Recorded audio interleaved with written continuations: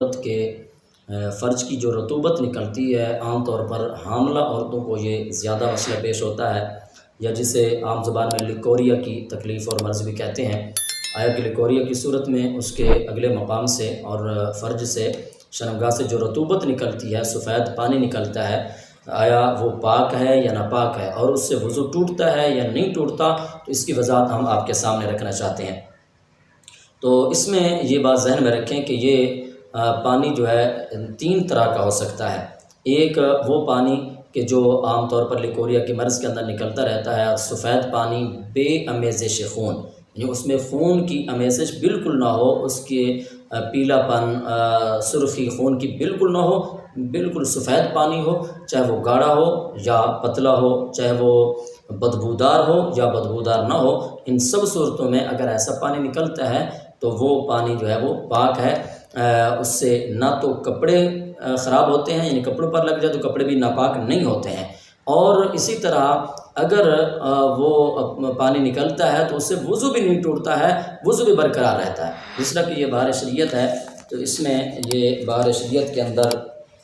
انہوں نے، صاحب بہار شریعت نے اس مسئلے کو لکھا ہے صفحہ نمبر 304 پہلی جلد کے اندر، کہ عورت کے آگے سے جو خالص رطوبت بے امیزش خون نکلتی ہے، ناقض وضو نہیں، اگر کپڑے میں لگ جائے تو کپڑا پاک ہے۔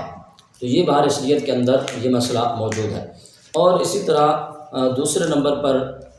یہ فتاوی شامی ہے، تو فتاوی شامی کے اندر بھی یہ عبارت موجود ہے کہ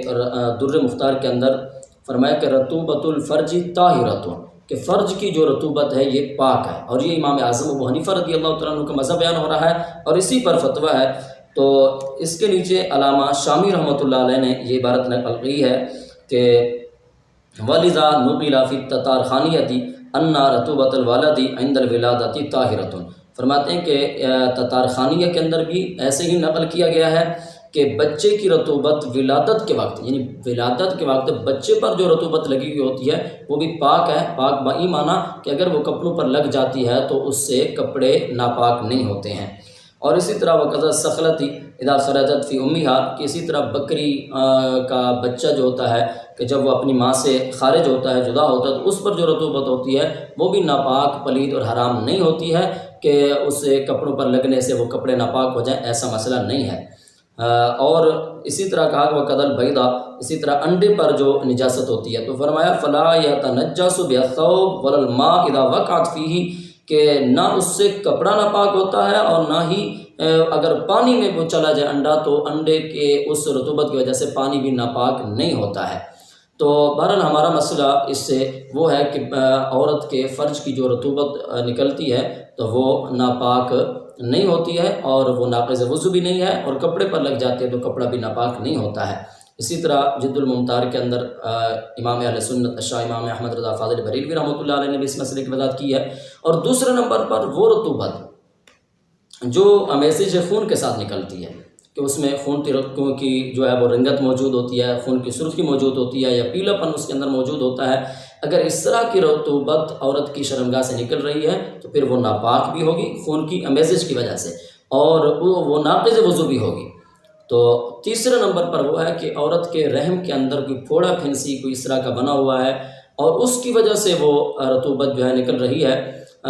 اور رطوبت کے ساتھ جو ہے خون کی امیزش ہوتی ہے، تو اس صورت میں بھی احتیاط اسی میں ہے کہ وہ ناقض وضو ہے،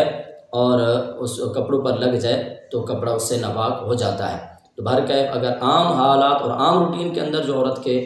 شرمگاہ سے جو رطوبت نکلتی رہتی ہے سفید رنگ کی اور بے امیزش خون، وہ تو نہ تو ناپاک ہوتی ہے، یعنی اس سے کپڑے بھی ناپاک نہیں ہوتے ہیں، اور دوسرے نمبر پر ناقض وضو بھی نہیں ہوتی، اس سے وضو بھی نہیں ٹوٹتا، وضو برقرار رہتا ہے۔